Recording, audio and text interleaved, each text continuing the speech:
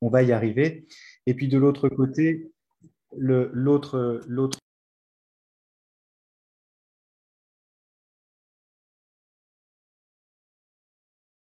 Ah, on a perdu à l'instant Xavier.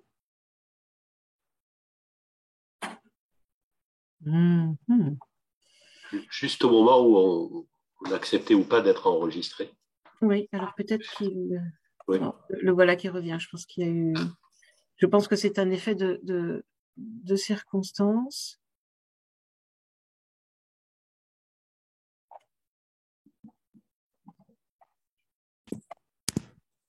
Excusez-moi, c'est le moment où c'est passé à l'enregistrement que ça m'a fait couper. Oui, Ça y est, je crois que là, vous m'entendez bien. Excusez-moi.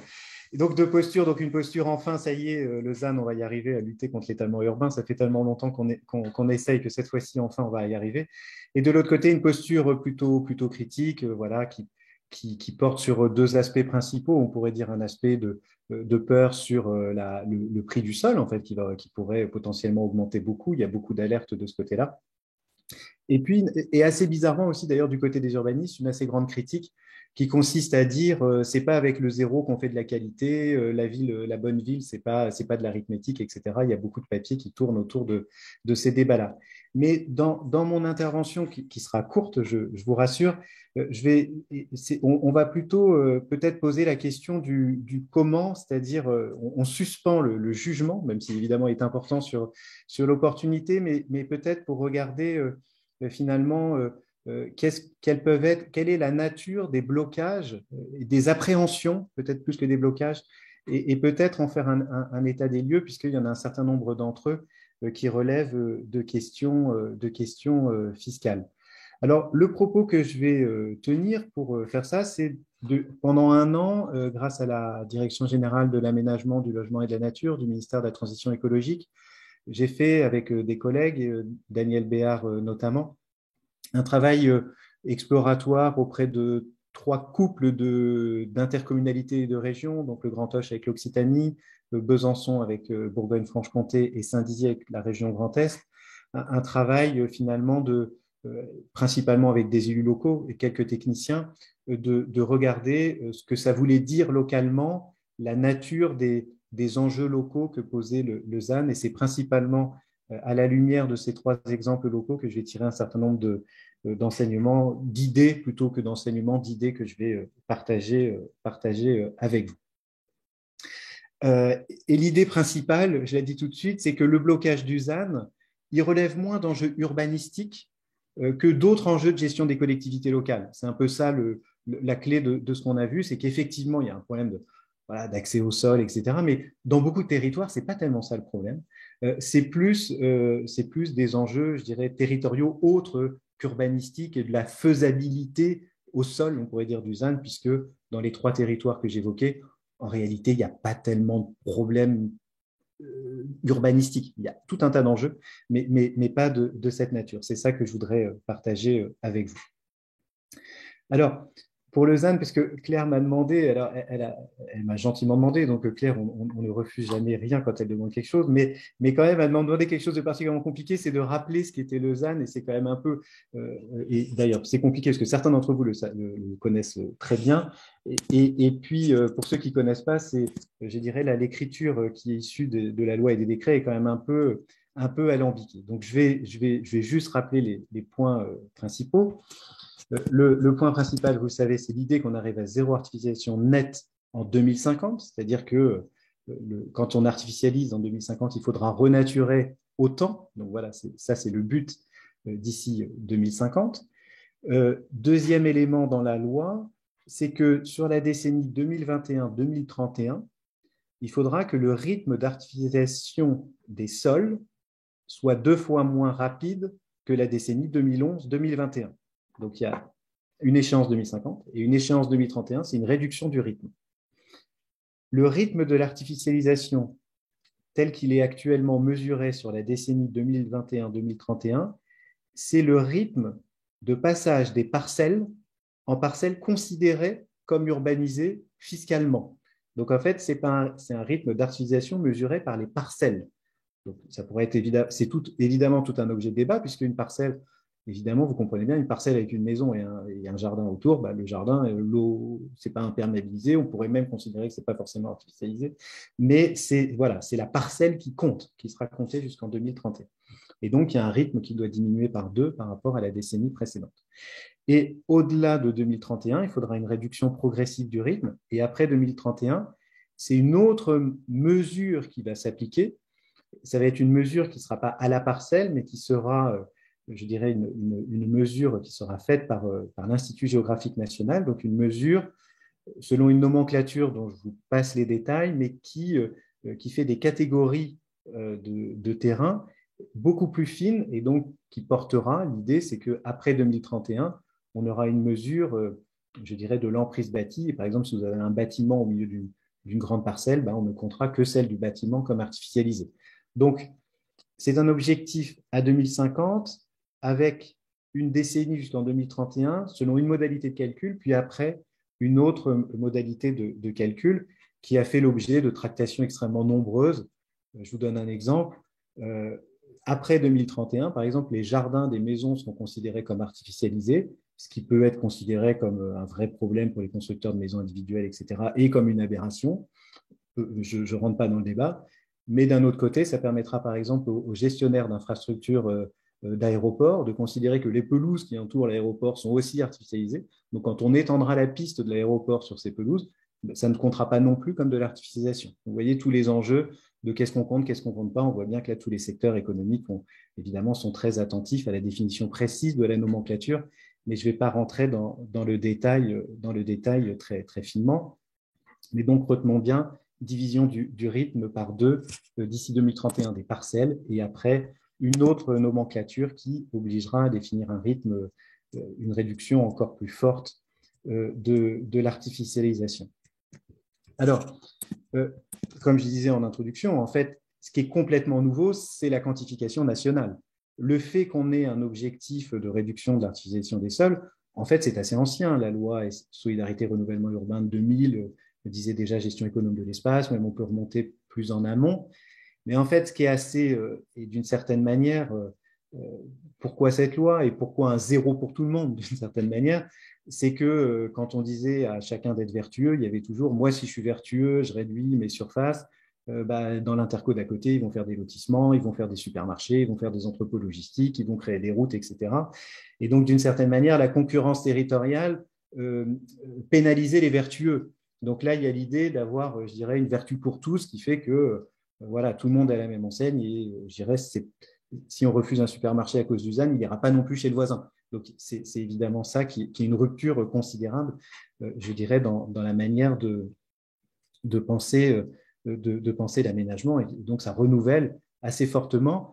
Et je pense, on pourra en débattre, mais je pense que si les textes, ils seront certainement amendés, je pense que les sénateurs, les parlementaires qui sont là le diront, seront amendés, etc. Mais si l'intention générale reste dans l'aménagement, je pense que c'est une rupture absolument considérable que cette loi peut poser, des ruptures comme on en a tous les 3 ou 4 décennies, parce que ça change vraiment l'ensemble des règles du jeu pour l'aménagement et l'urbanisme. Donc c'est évidemment, il me semble, une réforme extrêmement, extrêmement importante. Alors maintenant, si on va un petit peu regarder ce que je vous disais tout à l'heure, le pourquoi ça coince. Qu'est-ce qui fait problème et pourquoi, ou pour le poser de manière plus positive, quelles seraient les conditions de l'acceptabilité d'une telle mesure? Puisque cette mesure, vous le savez, je ne vous fais pas un dessin, vous le savez bien, voilà, l'opposition, elle est très forte, quoi. Enfin, je pense, quand vous faites peut-être vous me démentirez, mais des réunions d'élus locaux, etc., souvent, on n'est pas content, ça grince, c'est compliqué, etc. Et en fait, je pense qu'il y a peut-être, ce que je vous propose, c'est de voir que, selon moi, il y a 3 registres, en fait, le ZAN tel qu'il est écrit, ça bouscule 3 manières de faire de l'aménagement local, et ça les bouscule de manière très, très forte. Peut-être le premier point qui est important, je vais le dire comme ça et je m'excuse si c'est maladroit, mais le ZAN, comment dire, ça oblige à une très forte politisation des débats d'urbanisme dans les intercommunalités avec un niveau qui n'était pas encore atteint jusque-là. Et peut-être que pour l'intercommunalité, c'est un saut encore plus important que pour le PLUI. Donc là, il y a plein de responsables d'interco, ils me diront peut-être que je me trompe, mais en tout cas, c'est peut-être l'élément qu'on peut dire. Pourquoi ça? Pourquoi on a cette lecture et il nous semble que c'est quelque chose d'important et que d'une certaine manière, parfois, quand on refuse le ZAN, on refuse un pas de plus, d'une certaine manière, dans l'intercommunalisation des politiques d'urbanisme. C'est que, en fait, et je vais être très caricatural et vous m'excuserez si la caricature est brutale, mais je dirais c'est pour le propos et je ne veux pas du tout heurter, mais c'est pour simplifier. Dans la plupart des schémas de cohérence territoriale ou des plans locaux d'urbanisme jusqu'ici, jusqu'à aujourd'hui, c'était construit au consensus. Et le consensus, c'était plutôt une distribution des droits à construire qui était liée à sa place dans l'armature urbaine. La plus grande ville en avait beaucoup. Et puis après, on faisait un système polycentrique. Et puis, il y avait les villes secondaires, les villes de proximité, les bourgs, les gros villages, et puis les petits, etc. Et en fait, tous les schémas, c'était le polycentrisme qu'on avait dans tous les SCOT, et puis des fois, ça se traduisait dans les PLUI. Et donc, c'était un polycentrisme qui d'une certaine manière, promettait à chacun des droits à construire en fonction de son niveau dans la hiérarchie urbaine. Et puis, comme ça, on était content. Et en vérité, l'urbanisation, elle ne suivait pas ce schéma polycentrique, et on le sait très bien, puisque la réalité de l'urbanisation, ce n'est pas les droits à construire qui sont donnés dans le SCOT, c'est le marché qui joue, quand même, d'une certaine manière. Et l'urbanisation, par exemple, elle était très vive, là où vous avez un axe routier important, là où vous aviez un pôle économique. Et d'une certaine manière, il y avait la géographie des SCOT, c'était la distribution des droits à construire sur le polycentrisme, ça c'est la géographie planificatrice, et puis la géographie du marché, de l'urbanisation qui était différente, et qui suivait en gros le développement économique et les axes routiers pour aller vite, quoi. Et ça, on voit bien qu'aujourd'hui, avec ce mode de construction des plans d'aménagement intercommunaux, intercommunautaires pour les SCOT, il est remis en cause par le ZAN, puisque quand on avait un gâteau généreux, on pouvait distribuer à tout le monde et puis on était content. Quand le gâteau devient 2 fois plus petit, puis dans 20 ans, 4 fois plus petit, je dirais cette forme de déconnexion entre la géographie de la planification et la géographie réelle des marchés immobiliers, elle risque de coincer. Et donc là, on va avoir, je dirais, une forme de... On va avoir des SCOT où ça va négocier beaucoup plus fort et d'une certaine manière, voilà, qui vont... et des PLUI ensuite. Et donc ça, il me semble que c'est quelque chose que porte en germe le ZAN, c'est-à-dire que ça change la nature du jeu local. Et donc, c'est quelque chose que l'on pressent parfois et qui, et d'une certaine manière, voilà, ces schémas polycentriques qui étaient en gros l'accord à minima, quoi. On voit bien que ça va être beaucoup plus compliqué à tenir dans le cadre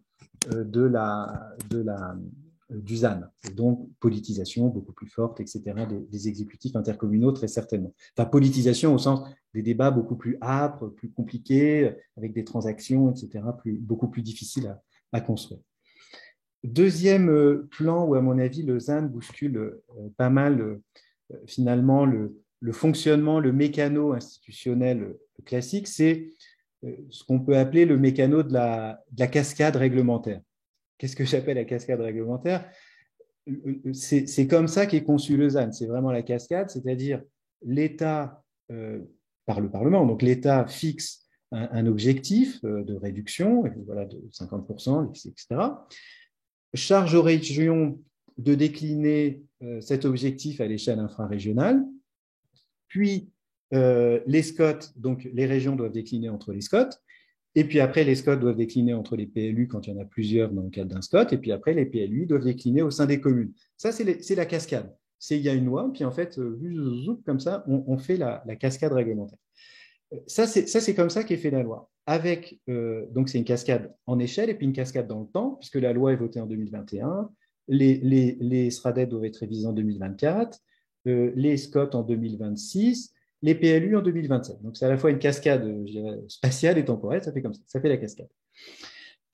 Et ce mécanisme-là, je dirais, on est au début de ce mécanisme-là, puisque aujourd'hui, voilà, l'État n'a pas territorialisé entre les régions, c'est-à-dire qu'en fait, l'État a dit moins 50% pour les 18 régions françaises. Il aurait pu différencier en fonction des trajectoires passées, en fonction, c'est peut-être pas pareil à Mayotte qu'en Grand Est. Non, mais c'est moins 50 pour tout le monde.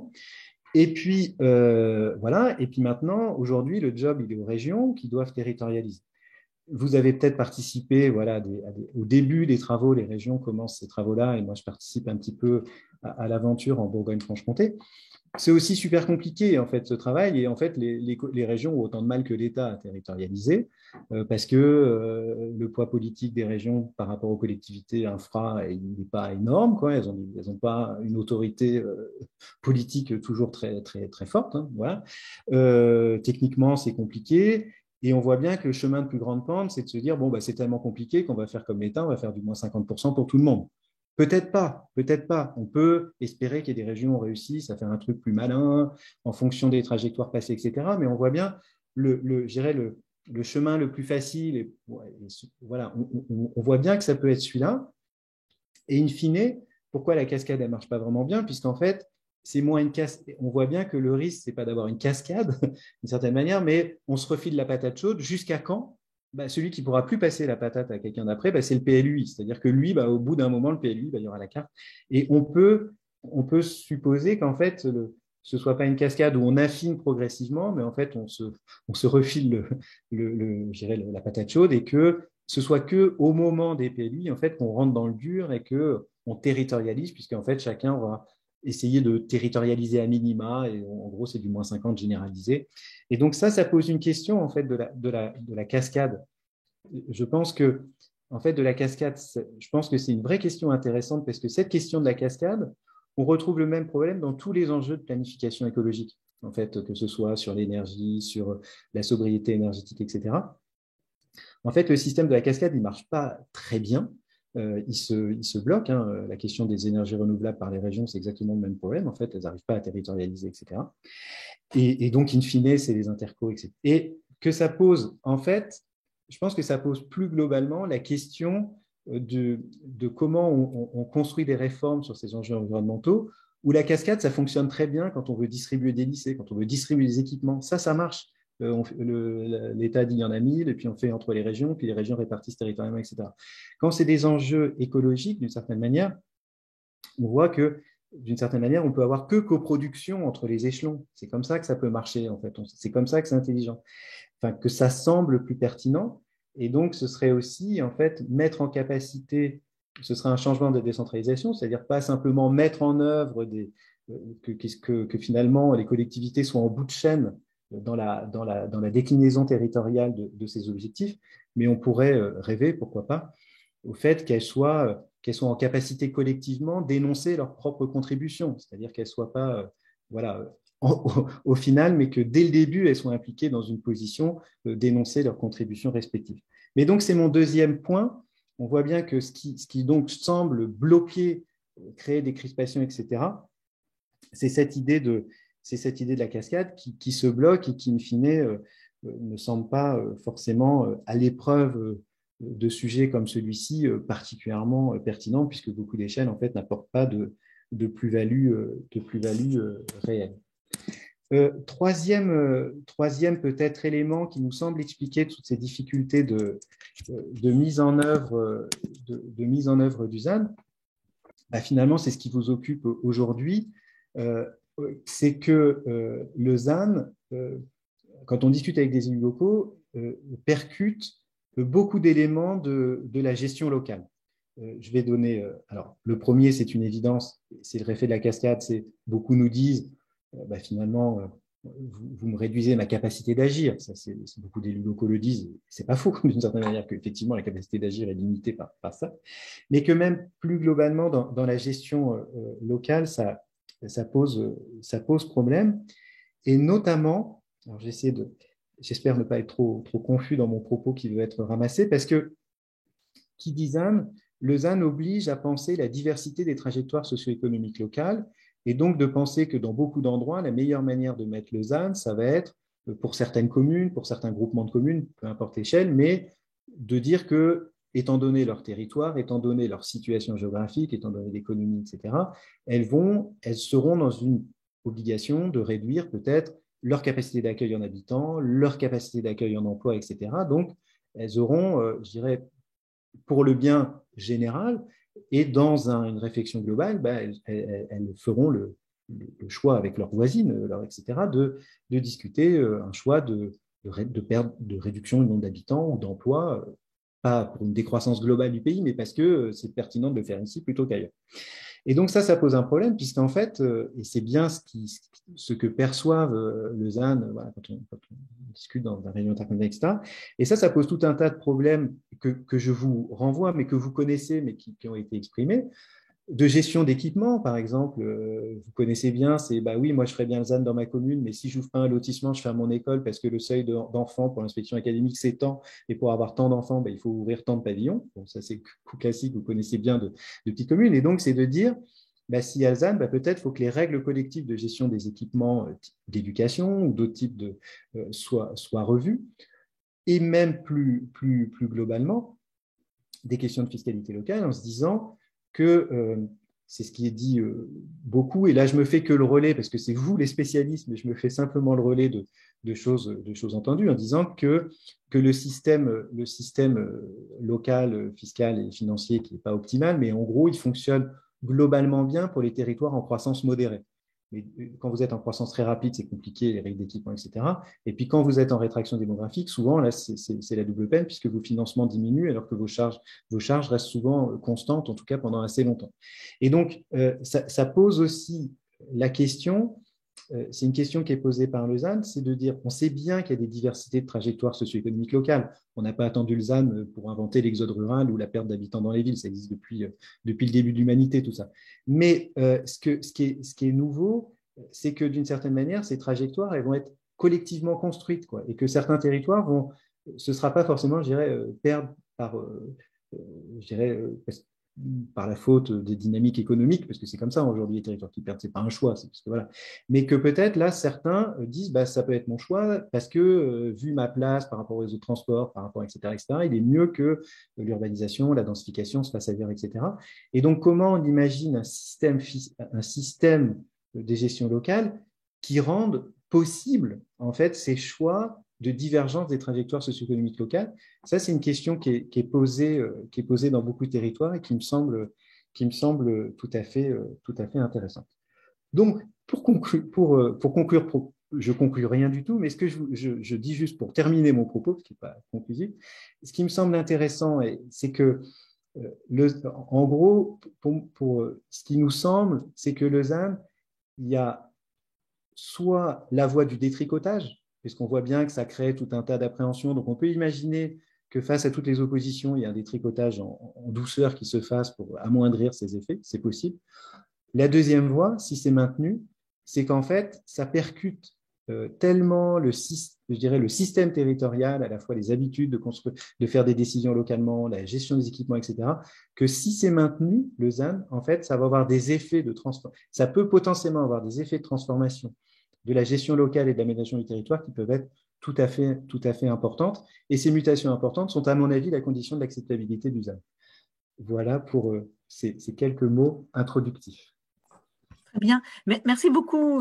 C'était tout à fait clair. Je pense que la mission est bien remplie, en tout cas, pour nous donner un premier aperçu de ce que c'est que le ZAN, comment ça va marcher, le calendrier, etc., dans ces grandes lignes, et puis surtout bien cibler les enjeux qui sont face aux collectivités locales. Et du coup, il nous manque maintenant peut-être l'éclairage sur le volet fiscal, effet de transformation, mutation. Tu évoquais, Xavier, quelles sont les implications sur le volet fiscal? Quels sont les enjeux et quels sont peut-être les outils dont vont pouvoir disposer les collectivités locales pour intervenir sur ces enjeux? Je cède la parole à Françoise Navarre. Merci Xavier, merci Claire de cette introduction. Donc effectivement, on pourrait poursuivre la réflexion en essayant de se demander si ZAN, est-ce que c'est une vraie ou une fausse question, une vraie ou une fausse menace pour les ressources financières et plutôt pour les ressources fiscales des collectivités locales. Et si on cherche dans la littérature, qu'elle soit grise ou qu'elle soit scientifique, des éléments de réponse à cette question, on n'en trouve pas beaucoup parce qu'il apparaît que si les débats sont nombreux, si les chercheurs, les hommes politiques se préoccupent beaucoup de ce sujet, l'angle fiscal ou l'angle financier reste pour le moment un peu un impensé, une lettre morte, et donc c'est plutôt une réflexion à construire qu'un savoir tout fait qui existerait. Et donc, pour poser cette réflexion, c'est dresser peut-être un état des lieux assez sommaire, et puis que certains, ou que beaucoup d'entre vous connaissent à propos de l'importance de la fiscalité foncière dans le budget des collectivités locales et de sa dynamique. Peut-être qu'on pourrait rappeler tout simplement que là, en France comme à l'étranger, la fiscalité sur le foncier, qu'il s'agisse des sols ou des constructions qu'ils supportent, c'est une fiscalité qui est historique. Ce sont des biens qui sont attachés au sol, qui ne sont pas facilement déplaçables, que l'on peut localiser à l'intérieur des mailles administratifs et qui donc se prêtent à leur taxation, et surtout lorsqu'il y a des niveaux emboîtés, ça ne pose pas de problème d'identification de ces biens et de taxation différenciée. Donc, ça veut dire que très tôt et jusqu'à maintenant, la fiscalité foncière et immobilière a été une ressource importante pour les collectivités locales, d'autant qu'elle permet de taxer une multitude de contribuables et une multitude d'usages. Vendre un logement ou vendre un bien foncier, ça va susciter des frais de notaire, ce qu'on appelle aussi les droits de mutation à titre onéreux. Construire un logement, construire un local d'activité, ça va susciter pour le détenteur de l'autorisation de construire le paiement d'une taxe d'aménagement. Un terrain qui de friche va devenir constructible, puis construire va passer de la taxation sur le foncier non bâti à la taxation sur le foncier bâti. Et on voit bien que ménages et entreprises, lors de leurs différents usages des biens fonciers et immobiliers, vont facilement devenir des contribuables. Ce qui explique que cette fiscalité foncière et immobilière soit très importante donc, dans notre arsenal fiscal et qu'elle soit aussi devenue très complexe, voire très difficile à manipuler, puisqu'il y a eu une superposition d'instruments fiscaux pour essayer justement de toucher ces différents biens, ces différents types de contribuables et générer bien sûr le plus possible de recettes pour les collectivités locales. L'essentiel de cette fiscalité étant une fiscalité de rendement, produire des ressources aux collectivités locales pour qu'elles puissent équilibrer leur budget, fournir des équipements publics et des services à leur population. Au point qu'aujourd'hui, la fiscalité au sein des recettes des collectivités locales, à peu près 230 milliards par an hors emprunt, la fiscalité foncière représente pratiquement les 2/3, quelle que soit la nature donc, des impôts, et que les collectivités locales les plus bénéficiaires de ce type d'impôts sont les communes, à peu près 45% de l'ensemble, puis les intercommunalités. Donc communes et intercommunalités, échelon de la proximité, échelon interpellé par les dynamiques de développement territorial et d'aménagement, vont être particulièrement attentives au niveau de cette fiscalité foncière, à sa progression et aussi à toutes les réformes, voire à toutes les menaces, ZAN ou pas, qui vont pouvoir affecter ou qui vont risquer d'affecter cette fiscalité foncière. Et notamment aussi, on arrive, et c'est peut-être pour ça aussi qu'il y a des grandes préoccupations sur les liens ou l'absence de lien entre ZAN et fiscalité foncière, c'est parce que cette réforme du ZAN ou ces objectifs de ZAN arrivent à un moment particulier dans les finances des collectivités locales où celles-ci ont été affectées il y a quelques années et même encore par la baisse des dotations de l'État et maintenant par leur stabilisation, cure de rigueur, cure d'austérité, comme on veut bien l'appeler. Mais en tout cas, donc, on a assisté justement à une fiscalisation des budgets des collectivités locales dans le sens où justement les impôts et la fiscalité foncière, puisque c'est le principal, ont pris de plus en plus d'importance. Donc tout ce qui peut affecter ces produits, tout ce qui peut affecter les dynamiques, tout ce qui peut les menacer va être scruté avec attention par les collectivités locales qui, confrontées à des dépenses et à des dépenses croissantes, vont rechercher toutes les marges de progression de ces impôts. Donc une fiscalisation et une fonciarisation aussi de ces recettes fiscales, puisque par exemple, avec la suppression de la taxe d'habitation, la taxe sur le foncier bâti prend une importance de plus en plus grande pour les communes et donc tout ce qui va modifier ces assiettes, tout ce qui va modifier à nouveau sa dynamique va peser sur la croissance des ressources fiscales de ces fameuses communes, avec aussi à la fois un renforcement la taxation sur le foncier bâti devient une recette pivot dans le budget des collectivités locales, et en même temps, elle est soumise à des mouvements contraires et des mouvements qui sont presque de fragilisation, puisqu'au nom d'un principe de neutralité fiscale, on a mis en place ce qu'on appelle le coefficient COCO, c'est-à-dire que pour que cette réforme soit neutre du point de vue des recettes des collectivités locales, celles qui se trouvent surcompensées vont céder une part de leur foncier bâti aux communes qui sont sous-compensées, donc des échanges de produits fiscaux et des échanges aussi de croissance de ces produits fiscaux. Et donc, la fiscalité foncière est renforcée et en même temps, elle est fragilisée du point de vue des collectivités locales concernées, notamment de celles qui sont sous-compensées, qui vont devoir céder une part de leurs produits aux autres, parce que ce qui est produit localement, en termes de recettes fiscales et cédé à d'autres territoires, il y a donc une déterritorialisation de la recette fiscale puisque les politiques d'aménagement, les politiques de développement territorial ne produisent plus nécessairement un retour sur investissement pour les élus locaux. Donc, ils peuvent trouver une certaine indifférence, le devenir de leur territoire, sa croissance, eh bien, n'est plus aussi important que ça, puisque de toute façon, les recettes fiscales vont bénéficier à d'autres territoires qui ne sont pas les leurs. Donc, une importance accrue et en même temps des points de fragilité, une espèce d'indifférence, mais peut-être aussi une espèce d'attention parce qu'il s'agit de grignoter toutes les marges de croissance possibles. Et si on regarde du côté aussi des intercommunalités qui ont été touchées par cette suppression de la taxe d'habitation et par donc le changement avec le foncier bâti, eh bien, elles maintenant sont héritières d'une fraction de la TVA, d'un impôt partagé avec l'État qui n'a plus de rapport dans son montant et puis demain dans sa progression avec le dynamisme local. Donc ça veut dire qu'on est dans une tentative ou dans une dynamique de nationalisation de la fiscalité locale, et là aussi où il peut y avoir une certaine indifférence par rapport au devenir du territoire local. Donc des points qui, mais malgré tout, elles restent aussi bénéficiaires de la cotisation foncière des entreprises, donc du devenir de leur territoire, et vont être partagées de façon différente que les communes qui les composent par rapport au stock de fiscalité et à la dynamique de cette fiscalité foncière. D'autres points de fragilité aussi, qui est par rapport à cette fiscalité foncière et à son devenir face à les perspectives de ZAN, c'est que c'est plutôt une fiscalité de stock, davantage qu'une fiscalité de flux. En effet, ce qui fait l'essentiel de la progression de la fiscalité foncière, notamment de la taxe sur le foncier bâti, c'est bien sûr la dynamique des constructions nettes qui peuvent advenir dans les différents territoires, mais elle compte pour une très très faible partie de la progression des produits.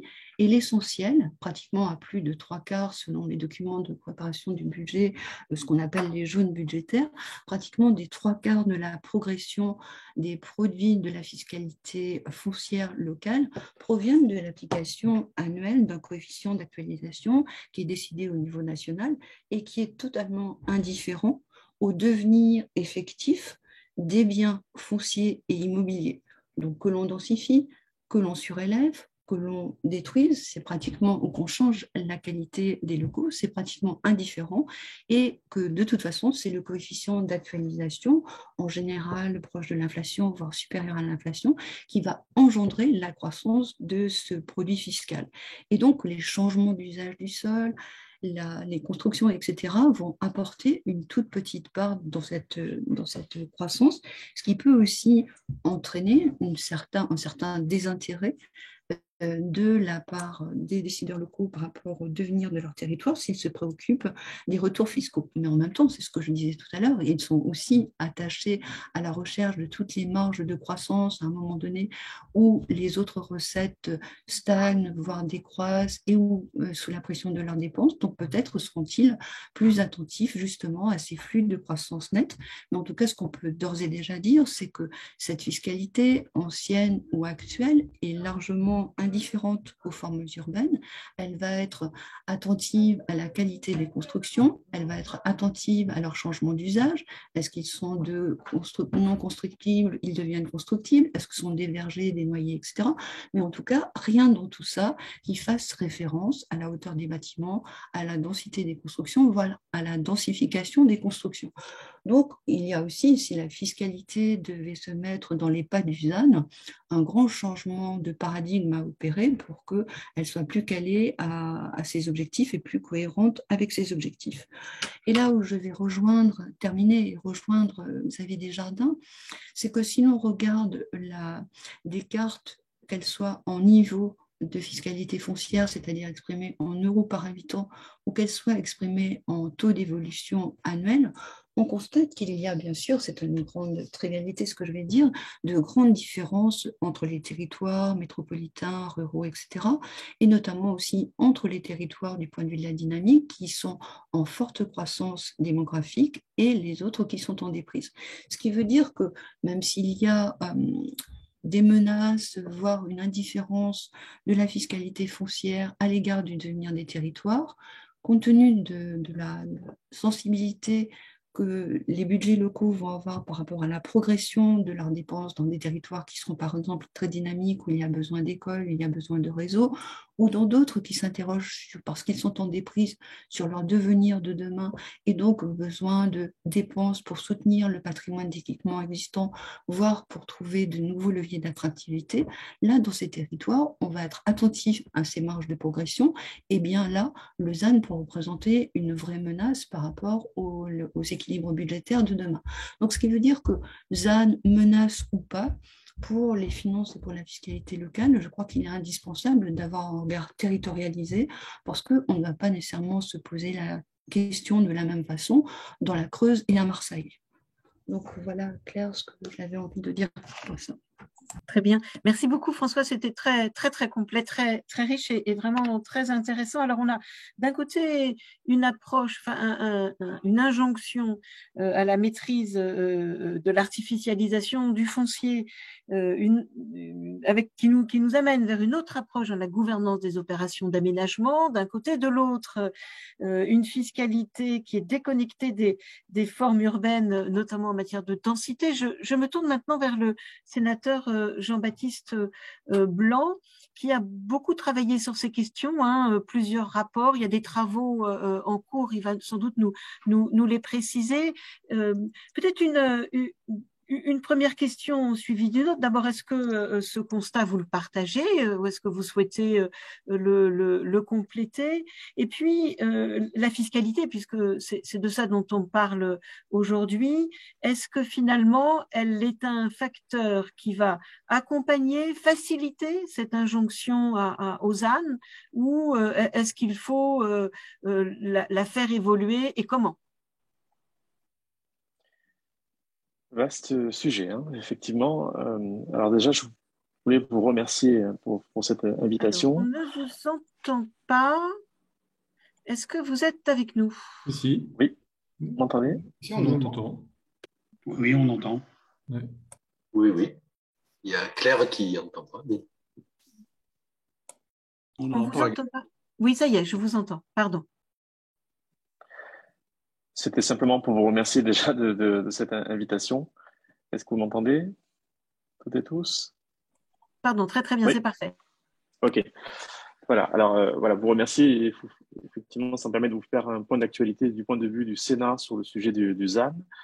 Et c'est pour ça que je devrais vous quitter à 18h30 pour justement faire le point avec ma commission sur le sujet dans le cadre d'un rapport que je dois rendre demain qui a pour titre les outils financiers en vue de l'atteinte de l'objectif de ZAN. Vous voyez, on ne peut pas faire mieux. On est au cœur du sujet. Au cœur du sujet. Alors, juste pour rappel, j'avais rédigé un rapport avec deux collègues, Christian Rodon-Sarazi et un collègue centriste de la Côte d'Or, ça va me revenir. Voilà, on était trois. En tout cas, un rapport intergroupe. Anne-Catherine Lozier, voilà. Anne-Catherine Lozier, voilà, exactement. C'était le ZAN à l'épreuve du territoire, ce qui m'a valu d'être désigné rapporteur dans le cadre de la loi climat et résilience sur ce volet. Et je vais vous faire le résumé de ce qu'on avait obtenu en léger complément de la présentation parfaite, bien sûr, de monsieur le professeur Desjardins. Ce qui m'a valu par suite de faire un tour de France qui n'est pas terminé. J'en suis à 25 départements pour expliquer les avancées obtenues par le Sénat, 25 départements et beaucoup de congrès et de colloques et cette réunion ce soir. et un rapport rendu demain sur le volet du financement. Donc, je vais vous dire un mot sur ce rapport aussi, un autre mot sur ce qu'on a obtenu au Sénat, mais l'autre actualité, si vous permettez, tout aussi brûlante, c'est que les sénateurs ont souhaité exercer leur droit au recours, qu'ils n'ont pas pu exercer, parce que le sénateur ne peut pas faire de contentieux contre des décrets. Je fais allusion aux 2 décrets qui sont sortis il y a quelque temps, qui mécontentent fortement les sénateurs sur tous les bancs, en ce qu'ils auraient un peu retranché à la loi, sur, notamment en ce qui concerne les avancées que nous avions obtenues. Alors, comme nous ne pouvons pas agir, eh bien, c'est l'AMF qui porte ce recours. Donc, il y a bien un contentieux sur les décrets. Il y a d'autre part bon nombre de propositions de loi qui sont sur la table et qui concernent la ruralité et des dérogations que les sénateurs souhaitent. Et après, il y a ce volet financier. Ce qui me permet de vous dire, à propos des dérogations, que c'est bien en ça que le Sénat s'est différencié de l'Assemblée nationale, à savoir que l'Assemblée avait obtenu un certain nombre de dérogations concernant la ruralité, plus particulièrement concernant les zones de revitalisation rurale, les ZRR, et puis sur le sujet aussi des projets d'intérêt national et régional, alors, qui sont rebaptisés avec les décrets, mais tout cela doit sortir de l'enveloppe qu'on a évoquée toutes et tous, de diminution du rythme de consommation de 50%. La ministre, quand le texte est arrivé au Sénat, avait d'ores et déjà indiqué qu'elle ne souhaiterait pas qu'on aille plus loin dans les demandes de dérogation et de sortie d'enveloppe, et qu'il fallait privilégier notre approche. Alors, l'approche que nous avons privilégiée, c'est celle de la territorialisation. Alors, évidemment, avant d'évoquer ça rapidement, parce que ça a été fait en introduction, je ne cache pas qu'il y a eu bon nombre de débats qui ne sont pas terminés du tout au Sénat avec les élus les plus ruraux, et il y en a beaucoup, qui refusent ce texte, qui refusent la loi climat, qui refusent le ZAN en particulier, et qui le refusent de plus en plus. Et donc, il a fallu beaucoup discuter et il a fallu qu'il y ait des arbitrages au plus haut niveau pour dire que nous irions, nous, c'est-à-dire le groupe majoritaire au Sénat, dans la loi climat, mais en proposant un changement de méthode. Ce changement de méthode, c'est la territorialisation. Cette territorialisation, c'est une démarche que nous voulons ascendante. Monsieur le professeur a rappelé la cascade de règlements. C'est bien ça que nous avons refusé pour dire qu'il faut non seulement prendre en compte, d'ailleurs, les efforts déjà réalisés, parce qu'il y a bon nombre de territoires qui sont déjà dans une démarche vertueuse, mais on peut dire qu'il fallait territorialiser, c'est-à-dire privilégier une démarche ascendante à partir des SCOT. Là aussi, beaucoup d'échanges pour savoir à partir de quel échelon il fallait faire remonter. Ça aurait pu être les EPCI, ça a été finalement les SCOT, tout ça peut encore évoluer. Pour l'instant, c'est ça. Donc concrètement, on a obtenu ce qu'on appelle un droit de proposition que doivent exercer les élus locaux par leur SCOT. Et mon petit tour de France consiste à rappeler ça, parce que le calendrier est extrêmement resserré. C'est-à-dire qu'il y avait jusqu'au mois de février, mais la loi 4D ou 3DS a permis de rajouter 6 mois. Il y a donc jusqu'à la fin du mois d'octobre pour que les élus locaux fassent des propositions à leurs régions respectives dans la perspective des mises en révision des SRADET et en ce qui concerne l'objectif de réduction du rythme de consommation qu'on a évoqué.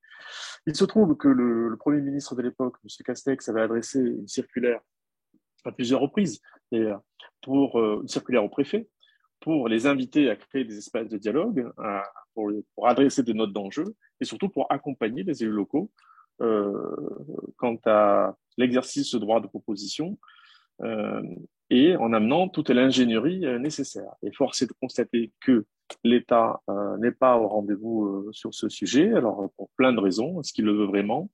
Est-ce qu'il est prêt quelque part? Alors, pas vraiment aussi, puisque les outils du ZAN ne sont pas encore opérationnels. Pour plein de raisons, l'État n'accompagne pas les élus. Alors, on vient de le dire à l'instant, il y a des élus riches avec des agences d'urbain ou des SCOT puissants qui ont de l'ingénierie, et puis il y a des élus moins riches qui n'ont pas d'agence ni de techniciens et qui ont beaucoup de mal à intérioriser la loi et son objectif. Je profite aussi pour dire la chose suivante que je dis à mon groupe, qui me vaut d'ailleurs pas beaucoup d'amis, c'est que dans ce petit tour de France, je n'ai pas vu d'élu qui m'ait dit qu'il faille abroger l'objectif de ZAN. J'ai juste vu des élus très inquiets vis-à-vis de ce calendrier très resserré, de faire des propositions avant le mois d'octobre, très inquiets des enjeux qu'on a tous évoqués, euh, affolés de ce qui n'est pas d'ingénierie en général, et catastrophé qu'il n'y ait pas de modèle économique du ZAN, c'est-à-dire de financement du ZAN et de fiscalité du ZAN. Voilà, c'est ce que j'ai constaté. Voilà.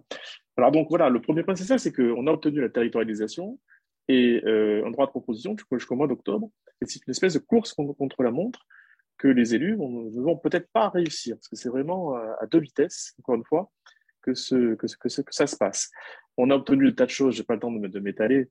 Donc, la prise en compte des efforts déjà réalisés depuis 10 ans. Il y a aussi le fait fondamental que c'est ce que nous voulions, on l'a pas vraiment obtenu, on l'a obtenu un peu, que nous voulions des SRADET qui restent des orientations et non pas des règles, ne soient pas des règlements.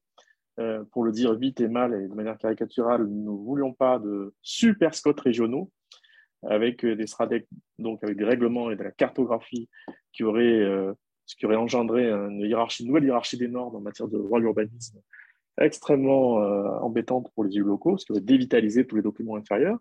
Donc nous voulions, pour plus concrètement, un rapport de prise en compte et non pas de mise en compatibilité.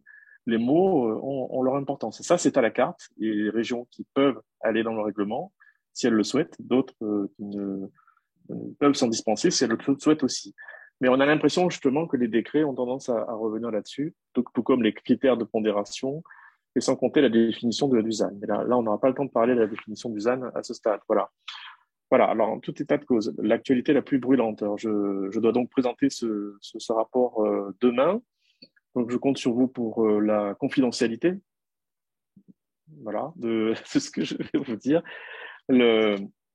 L'idée est de dire, je vais aller à l'essentiel, qu'il n'y a donc pas de modèle économique, il n'y a aussi pas du ZAN, il n'y a aussi pas d'interlocuteur unique ni de guichet unique, on ne sait pas à qui s'adresser. Et il y a certes un outil financier qui est le fonds Friche, il y a certes des outils qui existent dans toute notre panoplie de l'aménagement, mais tout ça est assez disparate, éclaté, manque de lisibilité, de toute évidence. Voilà. Alors, parmi mes propositions, il y aura celle de pérenniser ce fonds friche malgré tout, d'en élargir le périmètre, parce qu'il n'y a pas que des friches industrielles dans notre pays, il y a des friches de toutes sortes. Et après, je vais simplement dire que c'est le moment ou jamais de réfléchir à une nouvelle fiscalité locale. Voilà, c'est-à-dire que il y a d'une part effectivement le sujet du ZAN et ses conséquences foncières dans ce contexte de loi foncière qu'on attend tous depuis des années et qui ne vient pas. Donc un foncier plus rare, plus cher, comment on va accompagner les élus locaux davantage sur ce sujet en l'état des outils existants, mais pas seulement. C'est le moment d'aller maintenant vers la fiscalité aussi. Et la fiscalité locale est percutée maintenant par les objectifs environnementaux. Et c'est le moment où s'entrecroisent toutes ces fiscalités, c'est-à-dire de l'urbanisme, de l'aménagement, de l'immobilier et la fiscalité locale. On l'a toutes et tous dit, je ne vais pas y revenir. Nous avons une fiscalité locale qui est artificialisante, c'est-à-dire que plus je développe, plus j'ai du rendement fiscal. Donc, ça ne correspond pas aux nouveaux objectifs. Et puis, il y a des élus qui seront plus ou moins punis par la suite, ça a été dit. Et il faut imaginer des mécanismes correctifs, bien entendu. Alors, il y a une deuxième annonce que je ferai demain, c'est que pour la deuxième fois de l'histoire de la commission des finances du Sénat, on va saisir la Cour des comptes, du moins saisir le Conseil des prélèvements obligatoires qui dépend de la Cour des comptes pour lui demander tout un tas de simulations fiscales. Je vais vous dire à partir desquelles on va leur proposer de réfléchir. Puisque l'idée, c'est de ne pas créer un impôt nouveau, je crois qu'il y en a déjà assez dans ce pays, peut-être de faire évoluer l'assiette et le taux, mais en tout cas l'assiette d'impôts existants, pour qu'il y ait du rendement pour nos élus et que nos élus aient intérêt à s'inscrire dans la démarche du ZAN. Alors évidemment, ça a été dit aussi, la première proposition de réflexion qu'on fera au CPO, c'est celle de la taxe d'aménagement. qui a actuellement pour objet de financer les dépenses d'équipement rendues nécessaires par les opérations d'urbanisme, ça a été dit. Est-ce qu'il faut introduire de manière générale une composante relative à l'artificialisation de la taxe d'aménagement afin d'encourager les projets économes en foncier? Voilà, première piste de réflexion. Deuxième piste de réflexion, c'est celle qui concerne la taxe sur les surfaces commerciales, la TESCOM, bien connue, qui pourrait par exemple être minorée pour les constructions en centre-ville. Proposerait aussi de réfléchir sur les droits de mutation, les fameux DMTO. Ce sujet est sensible parce que c'est une ressource essentielle pour les départements. Je suis encore rapporteur du budget de mon département. Je peux vous dire qu'on survit grâce à ça, les DMTO. Et donc, nous, mais tant d'autres départements, sommes particulièrement attentifs et inquiets sur l'espèce de cagnotte que nous avons sur le sujet. Qu'est-ce qu'on va en faire? Mais enfin, le fait est que les DMTO, les droits de mutation, sont une piste pour notre sujet du ZAN. En ce que le produit augmenté, mais surtout aussi en ce que on pourrait proposer d'en modifier la répartition de la croissance de ces droits. Parce qu'il y a un niveau élevé, je viens de le dire, mais qui pèse sur la fluidité du marché et donc sur la mobilité des personnes, et notamment en cas de changement de lieu de travail, ce qui est un phénomène que l'on constate toutes et tous, notamment depuis la crise sanitaire. Autre chose aussi, la taxe sur les logements vacants, qui est un vrai sujet, puisque un des principes de philosophie politique de ce texte du ZAN, c'est celui de faire de la ville sur la ville, et donc de faire de la ville à partir de ce qui est vacant. Et il y aurait beaucoup de vacances dans notre pays, on pourrait en débattre, mais tous les rapports sont d'accord quand même là-dessus. Donc cette taxe sur les logements vacants qui pourrait être augmentée afin d'inciter les propriétaires à remettre les logements sur le marché. Peut-être réfléchir à donner aux acteurs locaux une réelle incitation à agir dans le sens de la sobriété foncière, de manière générale. Voilà, je ne vais pas décliner ça, vous connaissez toutes et tous ce sujet. Voilà. Alors après, je pense qu'il faudrait aussi introduire un critère ZAN dans certains dispositifs comme les aides à la pierre, notamment les aides à la pierre apportées par le Fonds national des aides à la pierre, le FNAP, pour la construction des logements sociaux. Il pourrait ainsi s'agir de favoriser les projets économes en foncier. On pourrait avoir aussi une réflexion relative à la vente des quotas carbone qui produisent beaucoup de ressources et qui financent d'autres fonds qui pourraient financer le fonds ZAN que l'on pourrait créer. Et à travers, voilà, je vais peut-être pas aller plus loin sur la commission fiscale, donc on va demander au CPO de faire des simulations sur tout ça. Et on proposera concomitamment de créer une agence ZAN pour centraliser toutes les politiques publiques, et elles sont très nombreuses. On pourrait parler de l'ANRU, on pourrait parler de la NCT, on pourrait parler autour du sujet. Alors vous allez me dire, la énième agence, mais peut-être qu'on pourrait en fermer d'autres et ouvrir celle-là qui me semble particulièrement nécessaire, parce qu'on l'a dit aussi toutes et tous, c'est une révolution à bas bruit que celle du ZAN, et pour moi la plus importante depuis les lois de fer 82-83. Proposera aussi de contractualiser l'objectif, parce que tout le monde, c'est un peu la logique qui préside à la loi SRU aussi. Hein. On ne peut pas de manière uniforme et contraignante imposer sans cesse des objectifs. Il faut tenir compte des situations particulières. Les CRTE peuvent être un bon échelon pour cette contractualisation. De même, on évoquera la piste d'un comité d'observation et de prospective avec des juristes. En fait, c'est ce que vous faites ce soir. Je proposerai d'inscrire dans le marbre pour faire ce suivi tout au long de notre histoire. Voilà. Donc, si vous êtes d'accord, on pourra proposer de travailler comme ça. Voilà.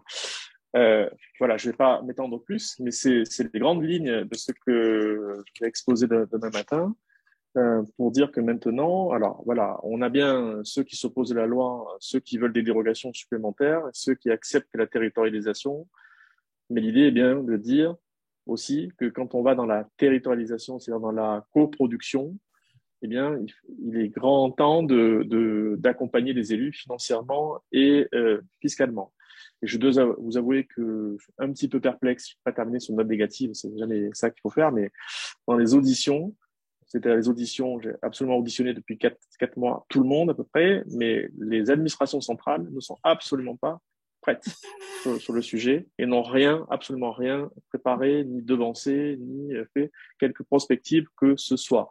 D'où la saisine du Conseil des prélèvements obligatoires, parce qu'on a besoin de vraie expertise sur le sujet. Et en coulisses, il n'y a plus de ministre, on n'a plus rien, mais enfin, ceux qui suivent ça au ministère sont plutôt très attentifs aux échanges qu'on a ce soir, à ceux qu'on va dire demain au Sénat, à ceux qui s'est dit au congrès des Scots il y a quelques jours à Besançon, à ceux qui va être dit à l'occasion de votre